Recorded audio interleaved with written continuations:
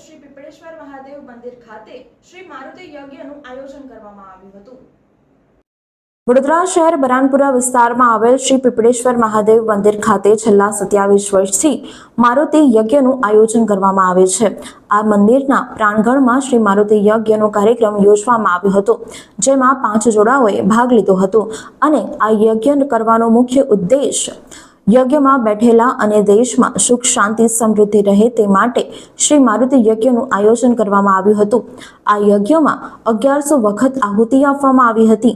સાથે શ્રી પીપળેશ્વર મહાદેવ મંદિર ખાતે વર્ષ દરમિયાન અનેક સેવાકીય પ્રવૃત્તિઓ કરવામાં આવે છે। આ સાથે ભગવાન શ્રી સત્યનારાયણ દેવની કથા વર્ષમાં 2 વખત કરવામાં આવતી હોય છે।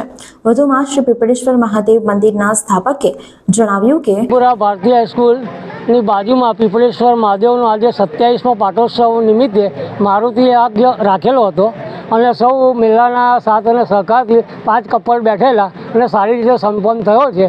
આવો ને આવો અમે દર વર્ષે કંઈ પ્રોગ્રામ કરતા રહીએ એવી મહાદેવની કૃપા રહે એવું અમે ઈચ્છીએ છીએ। કેટલા વર્ષોથી યજ્ઞ કરો છો? હા, અમે અમારા લિસ્ટ બનાવેલું છે, તેમાં 27 વર્ષમાં અમે જે વિવિધ પ્રોગ્રામ કર્યા છે તેનો બધો જ યજ્ઞનું માહિતી મૂકેલી છે અને દર 2-3 વર્ષે એક યજ્ઞ કરીએ છીએ અને સત્યનારાયણની કથા તો 12 મહિનામાં 2 વાર તો કરીએ જ, જે સ્થાપના દિવસ ને શ્રાવણ મહિનાના છેલ્લા સોમવારે। મારું નામ બારોટ પિયુષ, આ મંદિરનો સંચાલક, સ્થાપક અને આયોજક।